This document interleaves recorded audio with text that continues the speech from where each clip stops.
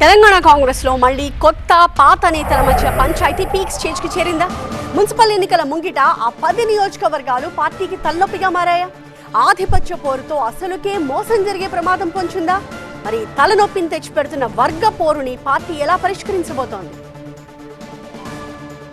2023 assembly ఎన్నికల్లో car గుర్తుపై గెలిచిన 10 మంది ఎమ్మెల్యేలు కాంగ్రెస్ కనుకూలంగా మారడంతో ఆయా నియోజకవర్గాల్లో రాజకీయం రంజుగా మారింది. ఎమ్మెల్యే వర్సెస్ పార్టీ ఇన్ఛార్జ్ అన్నట్లుగా వార్ నడుస్తోంది. పాత కొత్త నేతలుగా పార్టీ క్యాడర్ విడిపోయింది. నేతల మధ్య రాజీ కుదిర్చేందుకు అధిష్టానం ప్రయత్నం చేసినా సాధ్యపడలేదు. పంచాయతీ ఎన్నికల్లో చాలా చోట్ల రెబల్స్ పోటీ చేయడానికి కూడా ఇదే కారణం. తాజాగా మున్సిపాలిటీ ఎన్నికలు సమీపిస్తుండటంతో పాత కొత్త నేతల మధ్య వార్ మరోసారి పార్టీకి తలనొప్పిగా మారింది. ముఖ్యంగా ఆ 10 నియోజకవర్గాల్లో ఏం చేయాలో పార్టీకి అర్థం కాని పరిస్థితి. పటాన్చెరులో గెలిచిన గూడెం మహిపాల్ రెడ్డి ఆ తర్వాత కాంగ్రెస్ కు అనుకూలంగా మారారు. అప్పట్నుంచి కాటా శ్రీనివాస్ వర్సెస్ గూడెం అన్నట్లుగా లోకల్ గా వార్ నడుస్తోంది. ఈ నియోజకవర్గంలో జీహెచ్ఎంసీలో కొంత భాగం ఉంటుంది. మున్సిపాలిటీలో దాదాపు 100కు పైగా కౌన్సిలర్ స్థానాలు ఉన్నాయి. కానీ క్యాడర్ కు మాత్రం తమ లీడర్ ఎవరనే దానిపై సస్పెన్స్ కొనసాగుతోంది. బీఫారాలు ఎవరికొస్తాయో తెలియని అయోమయంలో క్యాడర్ ఉంది. పటాన్చెరులో ఎమ్మెల్యే సోదరుడు బీఆర్ఎస్ లో తిరుగుతున్నారు.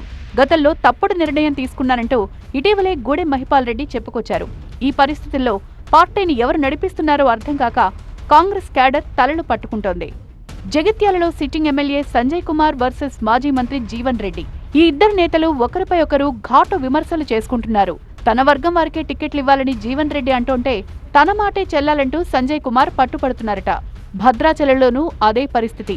ఎమ్మెల్యే తెల్లం వెంకట్రావును మాజీ MLA forest development corporation chairman Podem Veeraiah వ్యతిరేకిస్తున్నారు. తనకు తెలియకుండానే నిర్ణయాలు జరిగిపోతున్నాయని, పాత బీఆర్ఎస్ క్యాడర్ కు కాంగ్రెస్ లో ప్రాధాన్యత ఇస్తున్నారని పొదెం వీరయ్య వర్గం అంటోంది. ఇటీవల జరిగిన పంచాయతీ ఎన్నికల్లోనూ భద్రాచలం ఉప సర్పంచ్ విషయంలో ఇరు వర్గాలకు వాగ్వాదం జరిగింది. బాన్సువాడలో పోచారం వర్సెస్ ఏనుగు రవీందర్ రెడ్డి అన్నట్లుగా రాజకీయం నడుస్తోంది.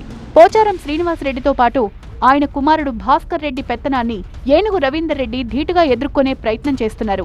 గద్వాల్లో సిట్టింగ్ ఎమ్మెల్యే బండ్ల కృష్ణమోహన్ రెడ్డిని సరితా తిరుపతయ్య తీవ్రంగా వ్యతిరేకిస్తున్నారు. ఇద్దరు నేతల మధ్య ప్రోటోకాల్ వారు సైతం నడిచింది. చేవెళ్లలో కాలే యాదయ్య వర్సెస్ కాంగ్రెస్ నుంచి పోటీ చేసిన భీమ్ భరత్ అన్నట్లుగా రాజకీయం ఉంది. స్టేషన్ ఘన్పూర్లో కడియం శ్రీహరి ఇందిర మధ్య ఆధిపత్య పోరు నడుస్తోంది.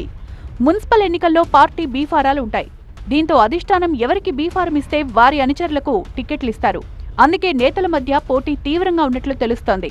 పంచాయతీ ఎన్నికల్లో రెబల్స్ లేకుండా ఆయా నియోజకవర్గాల్లో ఎమ్మెల్యేలు ఇన్ఛార్జీలు బాధ్యత తీసుకోవాలని పీసీసీ చెప్పినా చాలా చోట్ల రెబల్స్ పోటీ చేసి గెలిచారు.